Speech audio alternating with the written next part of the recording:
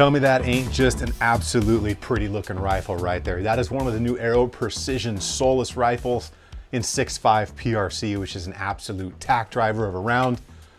And it is topped off with what we are talking about today, the Trijicon Tenmile 4.5-30x56. Now this had to be one of the most fun days I've had on the range in a very long time, because originally I had this set up on my Bergara B14 HMR in 6.5 Creedmoor, and I went from getting a 0 to a first round impact at 948 yards.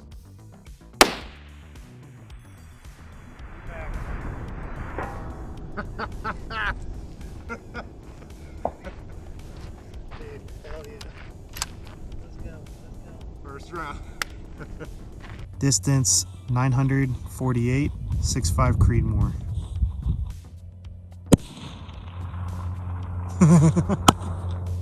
Yes.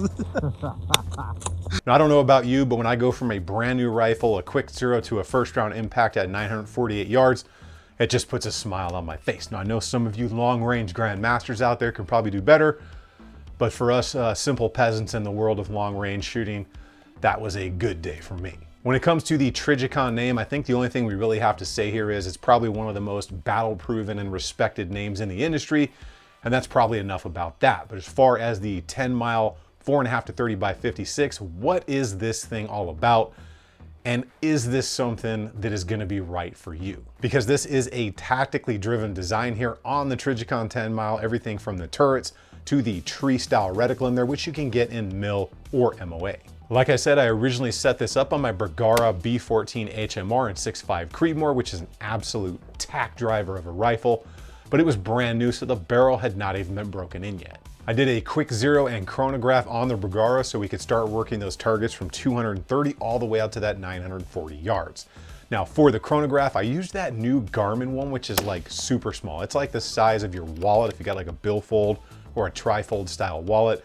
And it was just so much easier to use out there than one of the Magneto Speeds or the Lab Radars or anything like that. And honestly, I think those two companies, which are kind of the premier ones for chronographs, are probably in a little bit of trouble now that that Garmin is out and it's right at the same price point. And for that Bergara, I used the Sierra Match King ammunition in 140 grain, and it chronographed at 2730 feet per second with a standard deviation of 7.7, which is tight.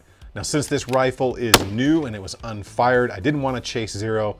I got out there, I printed 2 groups. The top one was the tightest, made a little bit of an adjustment, shot a string, pretty much 3 basically in a straight line. And then my last one basically hit the tiny diamond in the center of that 1-inch setup right there. So at that point, I pretty much knew I was zeroed. I did not want to chase it, and I just started to go after targets at that point. I ran the targets out there using the turrets for elevation, and I used the in-body reticle for my windage calls, but luckily I had a really good spotter out there for wind that day, who's Adrian from Sidewinder Concepts. I've been doing a lot of long-range work with him recently, and that dude is on his wind call like 99.9% of the time. He's gonna put you on that target, even in like 10, 15, or above mile-per-hour winds. What I can say is every dial of the turret, adjustment of the parallax, illumination on the reticle, the diopter adjustment, everything that moved on this scope felt extremely smooth and had a tactile and audible response where it was needed, ensuring that you were on the proper setting prior to sending that rounds down range. Now, before we go any further, I gotta give a huge shout to my Patreons out there. I appreciate and love you guys for all the support you've given the channel over the past couple years.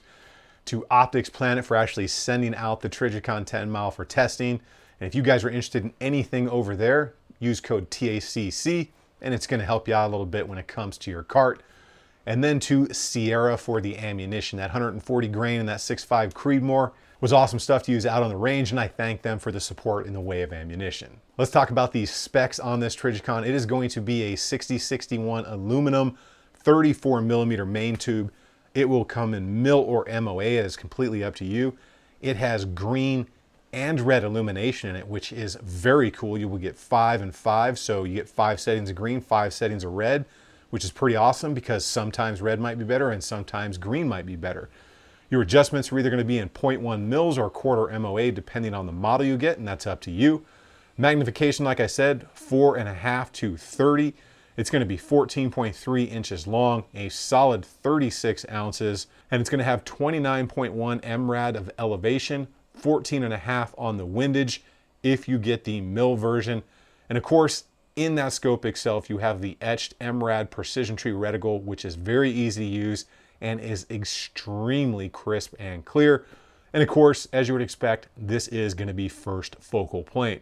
You're also going to have your standard features like parallax adjustment, diopter adjustment, and the eye relief will be 3.2 to 3.8 inches, which is very easy to get behind and use out there on the range going from target to target. Let's talk about that glass, because when it comes to a premier name and a premier price point, that is what everybody's going to want to know about. Glass, reticle, all that good stuff, right? It is razor sharp. Edge to edge clarity here is outstanding. That reticle is tack sharp and is very, very easy to use out there on the range. Whether you're using it for a holdover on everything, just windage, dialing, it doesn't matter. That thing was very solid. I'll roll in some video I took with my trigger cam.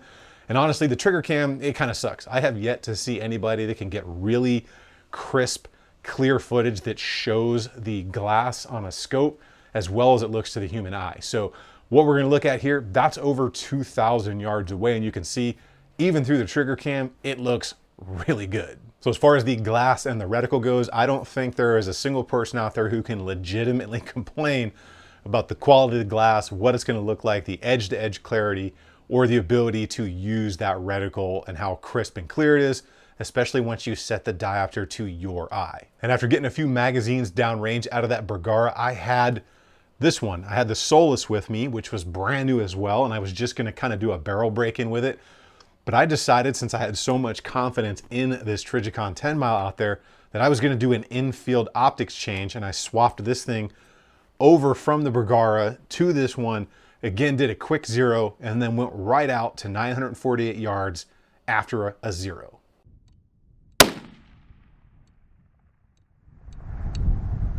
Off the left edge, I think, wasn't it? I didn't see a splash. I think it's 0.5, probably at least. Well, we'll add a little more. Go to 0.6. Right 0.6. Impact. There it is. Impact!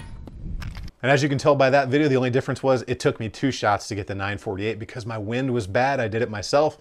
And then once I got a correct wind call from my spotter out there, I hammered that target dead center. So if there's any doubt on the quality, clarity, and if I trust that Trijicon Tenmile, doing what I did with this thing out there should probably kind of answer that question for you, because I had so much confidence in it after testing it on the first rifle.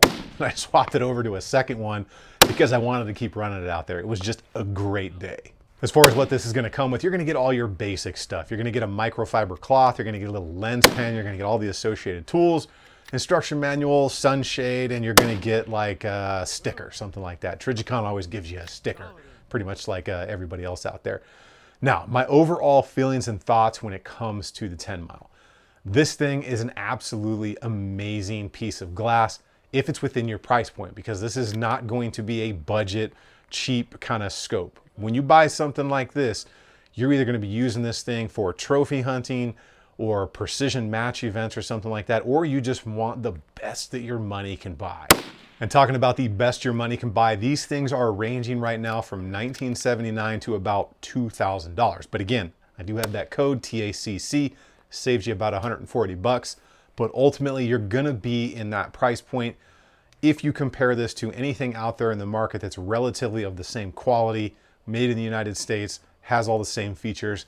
That's just the price point you're gonna be at. And if it's within your price point, I don't think you can go wrong in any way picking up a Tenmile for yourself, because the build quality, the glass, the reticle, the throw lever, the activation, the smoothness, the Tenebrex covers you get with this thing, it's just a cut above the rest. Now, if you guys are interested in anything you saw today, I'll have that build list down below. That code for Optics Planet is TACC. And get subbed up to the channel. If you guys like seeing stuff like this, keep doing it on the range. Remember, if you stay ready, you ain't got to get ready, especially for the long range stuff. I will see you all on the next one.